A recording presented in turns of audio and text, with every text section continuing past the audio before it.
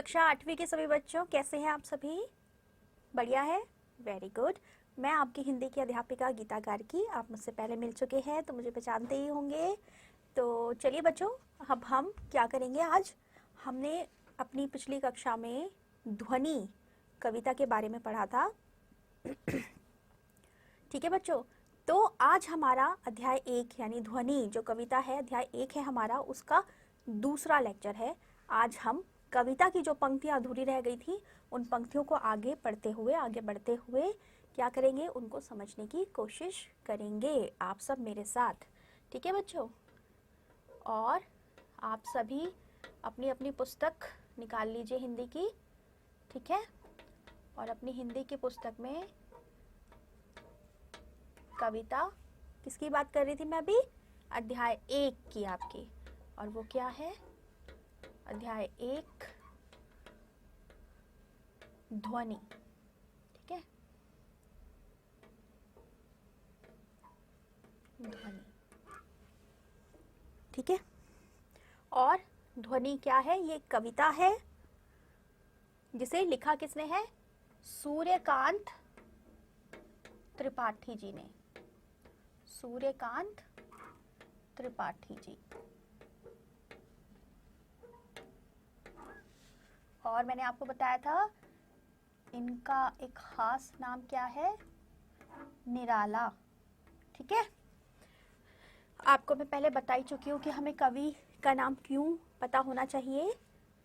ठीक है, सारे बच्चों को याद है? Very good. चलिए, तो अब हम अपनी कविता की जो पंक्तियाँ हमने नहीं पढ़ी थी पिछली कक्षा में उनको पढ़ेंगे। तो क्या लिखा है आपका? देखिए, जगह एक प्रत्यूष मनोहर तक हम पढ़ चुके थे बच्चों, उसके आगे हम पढ़ेंगे। ठीक है, क्या लिखा है? पुष्प पुष्प से, पुष्प पुष्प से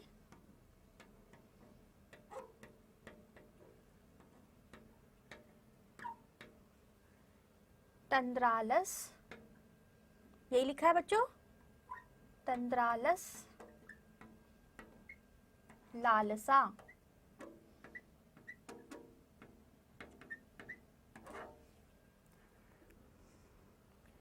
खींच लूंगा मैं, खींच लूंगा मैं। ठीक है, पुष्प पुष्प से तंद्रालस लालसा खींच लूंगा मैं।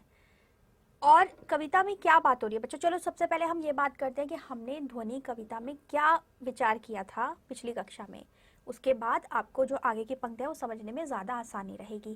तो बच्चों, आपको मैंने ध्वनि कविता में बताया है कि जो कवि है वो बसंत ऋतु के माध्यम से ये बताना चाह रहे हैं कि अभी अभी ही उन पर यौवन आया है, यानी उनकी जो जवानी है, जवानी उनमें आई है, तो वो अभी जो है वो नहीं खत्म होगी, वो अभी रहेगी।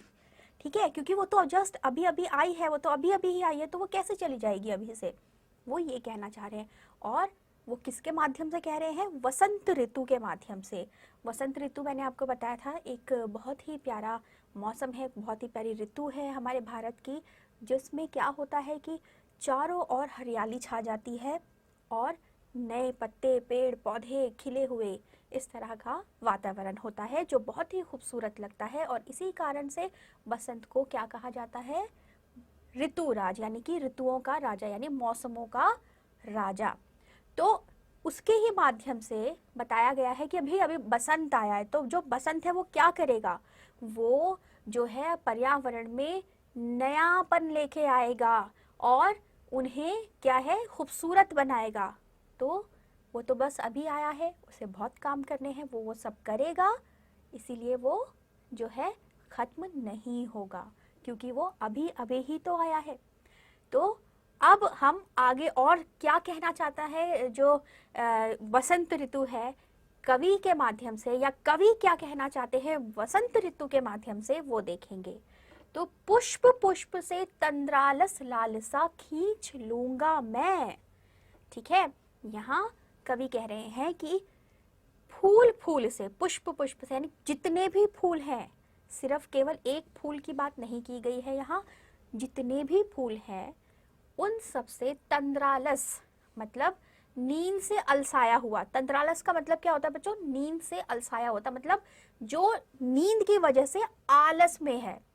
जब क्या होता है, जैसे हमें नींद आ रही होती है तो हमारे चेहरे से पता चल जाता है ना कि हम थोड़े से आलसी से हो रहे हैं, हमारा सोने का मन कर रहा है। तो तंद्रालस यानी नींद से आलस में होना। ठीक है, तो लालसा खींच लूंगा मैं, ये जो नींद से आलस भरा हुआ है पुष्पों में, फूलों में, उस नींद की आलस की लालसा को, यानी कि इच्छा और सोने की इच्छा। अब किसी को नींद की वजह से आलस आ रहा है तो वो तो और सोना चाहेगा ना, वो उठना थोड़ी ना चाहेगा। जैसे आप भी कई बार सो रहे होते हैं और आपको और ज़्यादा नींद आ रही होती है तो आप क्या कहते हैं, मम्मी अभी और सोना है, अभी उठने का मन नहीं कर रहा है ना। तो इसी तरीके से कोई, किसकी बात हो रही है? पुष्पों की। पुष्पों के अंदर जो नींद से आलस भरा हुआ है और सोने की इच्छा है, लालसा यानी इच्छा है, उसको मैं खींच लूंगा। कैसे? अपने बसंत के जो बसंत ऋतु में जो यौवन आया है उससे। ठीक है, आगे की पंक्ति देखिए। अपने नवजीवन का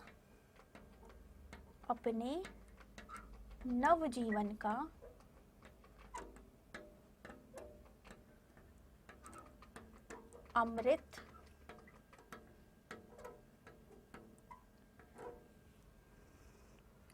सहर्ष सींच दूंगा मैं, सहर्ष सींच दूंगा मैं।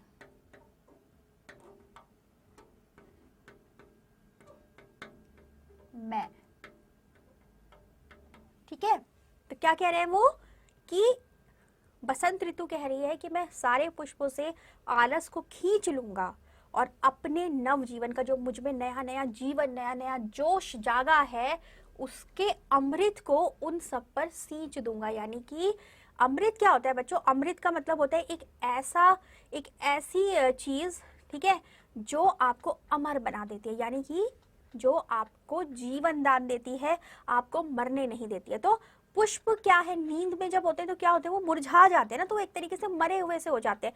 तो वो कह रहा है कि मैं उनको भाई जीवन दे दूंगा, मैं अपना नए जीवन से उनको अमृत डाल के उनके ऊपर सींच के, मतलब अपने अमृत से, अपने आप से, बसंत कह रहा है कि मैं अपने आप से उनके ऊपर सींचूंगा। तो क्या होगा उससे? मैं उनकी नींद को भगा दूंगा, उनको सोए से जगा दूंगा, उनकी नींद की लालसा को खत्म कर दूंगा, यानी उन्हें खिला खिला बना दूंगा। किन्हें?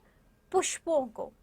ठीक है, और यहाँ कवि जो है ना बच्चों, वो इस पुष्प के माध्यम से और बसंत के माध्यम से ये भी कहना चाह रहे हैं कि वो खुद जो है, जो उनके अंदर जोश है, उससे लोगों को, जो लोग अलसाए हुए से हैं, जो अपने जीवन में जो है परेशान से हैं, अपने जीवन में जो सुस्त हो चुके हैं, उन लोगों को क्या करेंगे वो? उन लोगों को अपने मदद से, अपनी ओर से मदद करके उनको जो है, उनका मुरझाया हुआ जीवन, उनका आलस से भरा हुआ जो जीवन है, उसे ठीक करेंगे, उसे सही करेंगे, उन्हें जोश में लेकर आएंगे। ठीक है, अब इनके आगे की पंक्तियां क्या कहती है बच्चों, वो देखिए। द्वार दिखा दूंगा फिर उनको, द्वार दिखा दूंगा फिर उनको, दिखा दूंगा फिर उनको, फिर उनको। ठीक है,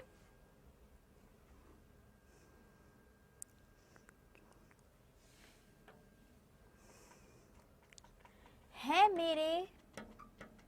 मेरे वह जहां अनंत,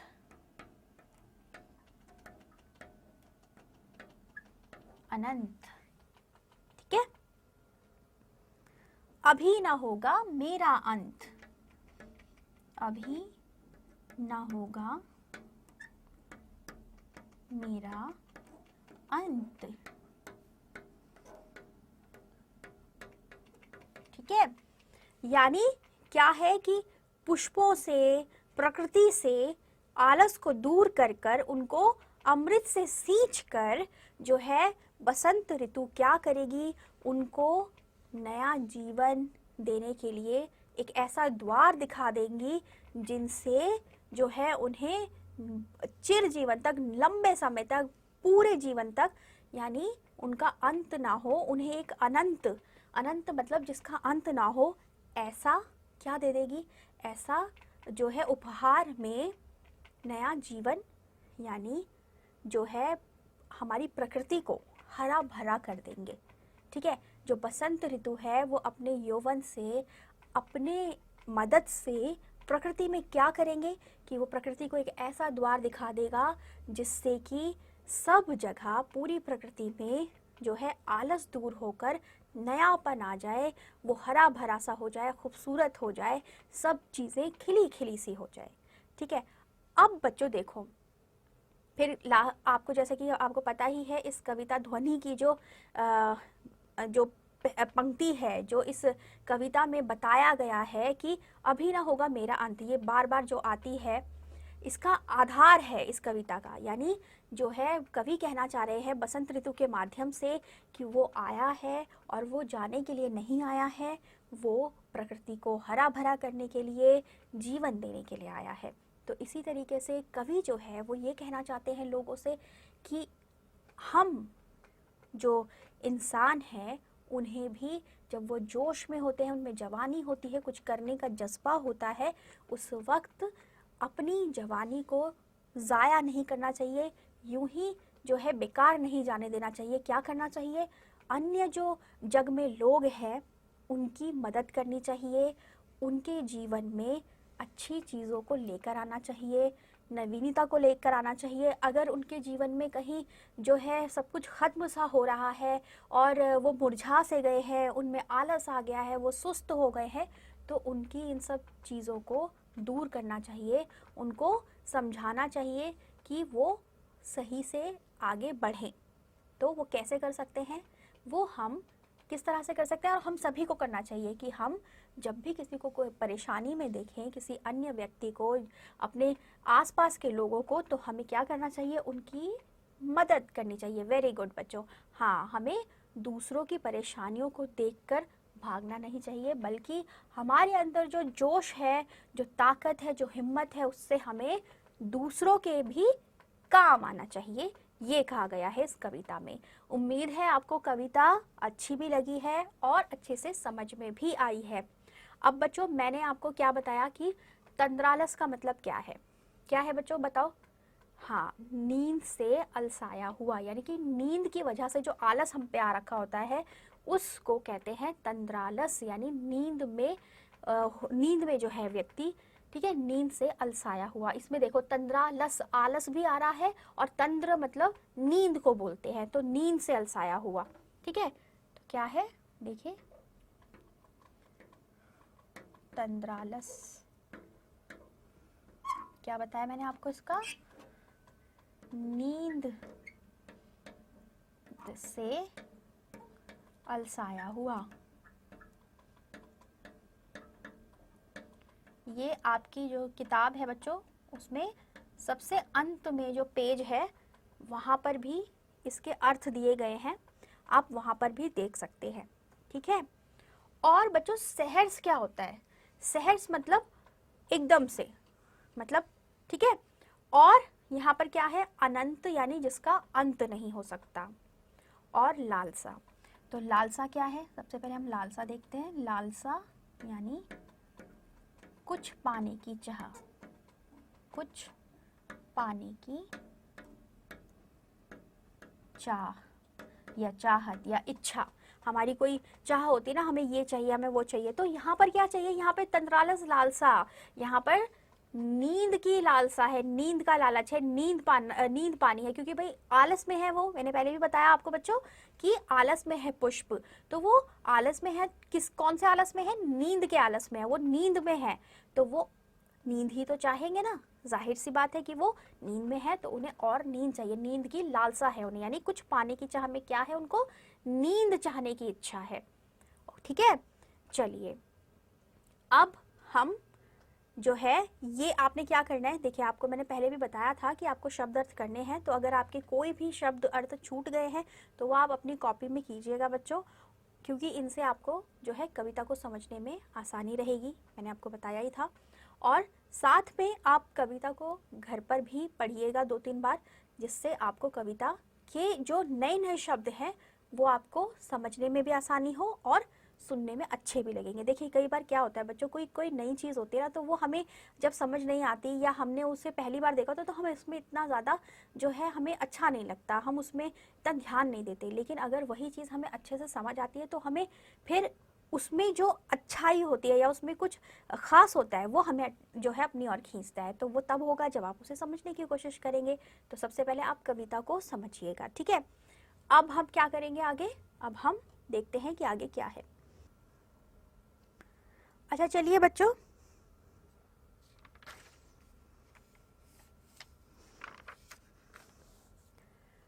अच्छा बच्चों आपकी जो कविता है, कविता जहाँ पर खत्म हो गई उसके आगे आप पेज निकालिए जहाँ पर आपके प्रश्न दिए गए हैं, ठीक है। सभी बच्चों ने निकाल लिया।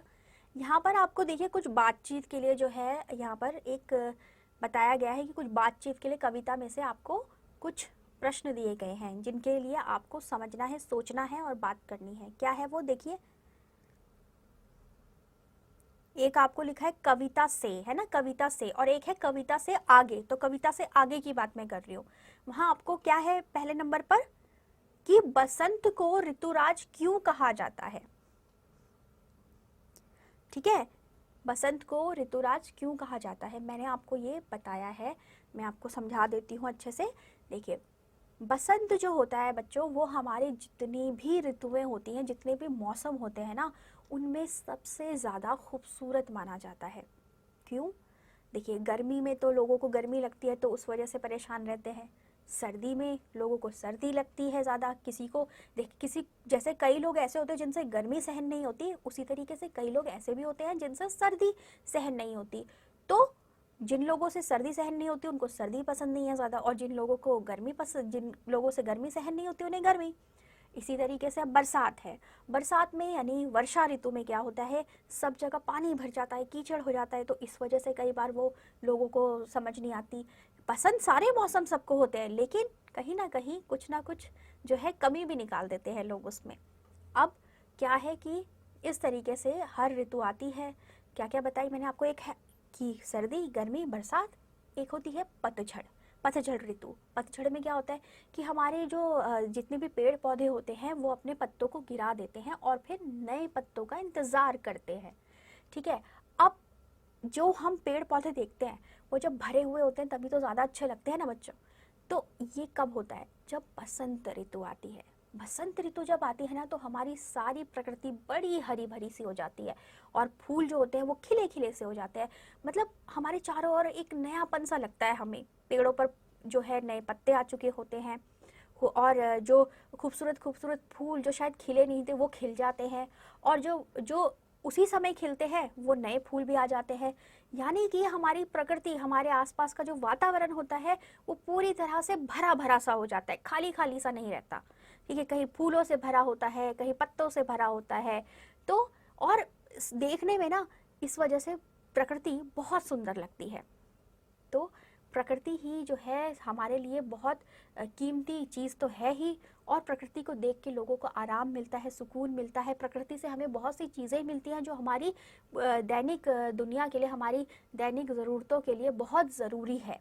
तो इस वजह से जब वो हरा भरा और खूबसूरत लगता है तो सभी को अच्छा लगता है। इसीलिए जो ऋतु हर किसी को खुश भी करती है और साथ में अच्छी अच्छी चीज़ें भी देती है उसे तो ऋतुराज कहा ही जाएगा ना, इसीलिए बसंत को ऋतुराज कहते हैं। इसी तरीके से आप अपने घर में आपस में अपनी जो आपके फैमिली के लोग हैं उनके साथ चर्चा कर सकते हैं इस बारे में। आप क्या सोचते हैं, आपको ऐसा आपने जब कभी पहले सोचा होगा कि बसंत ऋतु के बारे में सोचा होगा तो क्या सोचा आपने, और फिर आपको कैसे लगता है कि हाँ सही है बसंत ऋतु को राजा कहना ऋतुओं का, तो वो आप आपस में बात कर सकते हैं, ठीक है बच्चों। अब देखते हैं आगे क्या है।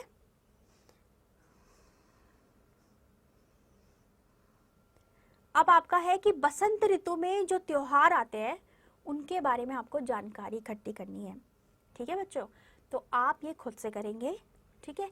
आपने क्या करना है, आप खुद जिस तरीके से हो, आप अपने मम्मी से पूछिए, पापा से पूछिए, आप अपने अड़ोस पड़ोस में भी पूछ सकते हैं, अपने दादा दादी से पूछ सकते हैं, और जो आपको खुद पता है वो तो पता ही है।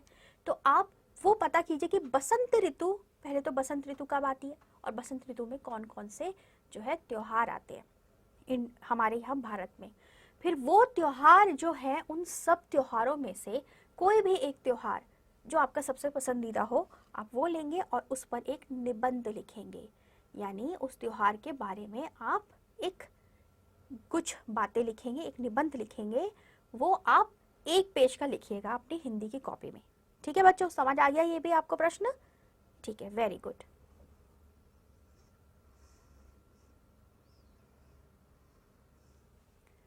अच्छा बच्चों, अब आपका जो अगला प्रश्न है वो देखिए कि ऋतु परिवर्तन से जो है जीवन पर प्रभाव पड़ता है ना? तो ऐसा क्यों होता है, किस वजह से हो सकता है ऐसा, वो आपको देखना है। देखिए बच्चों, जैसे कि मैं आपको जो हमारी अपनी आपसी जो दुनिया चलती है, जीवन चलता है, उसमें जो कुछ मौसम है उसमें क्या परिवर्तन हो जाए, बहुत ही सीधा सरल सा है जो सभी को समझ आता है, दिखता है, वो मैं बताती हूँ आपको। जैसे गर्मियों का मौसम होता है बच्चों, तो गर्मियों में क्या होता है, गर्मियों में ना इंसान को क्या होता है, बहुत गर्मी लगती है, पसीना आता है, तो जो उनका जोश होता है ना काम करने का, वो थोड़ा सा कम हो जाता है, थोड़ा सा ढीला पड़ जाता है। क्यों? क्योंकि पसीने आते हैं, गर्मी लगती है, तो हमारा ध्यान वहाँ भी जाता है काम के साथ साथ, और काम करने में कठिनाई सी आती है। ठीक है, इसी तरीके से जब सर्दी आती है, लेकिन सर्दी में क्या होता है, सर्दी में हमें भूख ज़्यादा लगती है, क्योंकि सर्दी में हम गर्मी से परेशान नहीं होते। तो इसी तरीके से हर ऋतु में कुछ ना कुछ इस तरह की बात होती है जो आपके जीवन में या तो सही प्रभाव डालती है या गलत डालती है, अनुकूल। ठीक है, इस तरीके से आपको ये चीज़ पे ध्यान रखना है कि वो क्या होता है। तो ये आप सोचिएगा और फिर मुझे बताइएगा। ठीक है बच्चों?